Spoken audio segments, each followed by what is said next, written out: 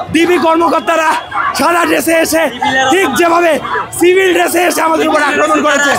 স্মারকলিপি দিতে আসছিলাম, আমাদের কোনো অহিংস একটা আন্দোলন ছিল আমাদের, আমরা কোনো ধরনের অ্যাটাক কোনো ধরনের করিনি। বাট আমাদেরকে দেখেন তারা লাঠিচার্জ করেছে, অ্যাটাক করেছে, যা শান্তিপূর্ণভাবে। হ্যাঁ, শুধুমাত্র স্মারকলিপি দেন, ব্যারিকেড ভাঙবো না কেন? আমরা তো স্মারকলিপিটা পূর্ব ঘোষিত, তাহলে পুলিশ আমাদেরকে সহযোগিতা না করে তারা বাধা কেন দিবে? আমরা তো এখানে হরতাল অবরোধ রাস্তা অবরোধ কিছু করতে আসি নাই, আমরা জাস্ট এসেছিলাম স্মারকলিপি দিব। আমাদেরকে তো প্রধান উপদেষ্টা বরাবর যাইতে হবে স্মারকলিপি দিতে হলে, তারা আমাদেরকে কেন আটকে দিল? সেই জায়গায় দেখেন আমাদের কীভাবে এটা করেছে তারা। আপনারা দেখেন, শুধু আমি না, এখানে 15 জনের বেশি, বিশেষ করে আদিবাসীদেরকে টার্গেট করে তারা মেরেছে, সংখ্যালঘুদেরকেও টার্গেট করে মেরেছে, তারা টার্গেট করে করে মারতেছে। ভাই আমাদেরকে রক্ষা করেন এই দেশে, এই জন্য আমরা জুলাই গণঅভ্যুত্থান করিনি ভাই।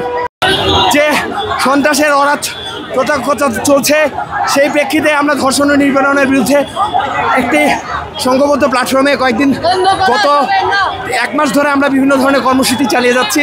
তারই পরিপ্রেক্ষিতে আমরা আজ প্রধান উপদেষ্টার কার্যালয় অভিমুখে স্মারকলিপি প্রদানের উদ্দেশ্যে আমরা কোনো রকম কোনো বিশৃঙ্খলা নয়, আমরা একটা শান্তিপূর্ণ মিছিল নিয়ে আমরা প্রধান উপদেষ্টার কার্যালয় অভিমুখে যাত্রা করছিলাম। আপনারা মাত্রই দেখতে পেলেন পুলিশ কিভাবে আমাদের উপর নির্লজ্জের মতো আক্রমণ করলো। আমরা যখন এই লড়াইকে প্রতিরোধ করলাম, আমরা তাদের আক্রমণকে প্রতিরোধ করলাম, তারা এই ছুতো দেখে এখন আমাদেরকে এই ব্যারিকেড ক্রস করে যেতে দিচ্ছে না। এগুলো হইতে পারে না, আমরা থাকেন, আমরা দেখি সিদ্ধান্ত নেই।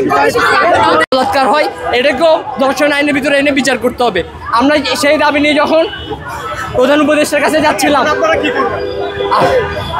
আমরা যখন যেতে যাচ্ছিলাম তখন পুলিশ ব্যারিকেডে ওই পাশ থেকে মারছে, ব্যারিকেড সরে দেওয়ার পর মারছে, ইভেন সিভিলের পুলিশ এসে পিছন থেকে পিটাইছে।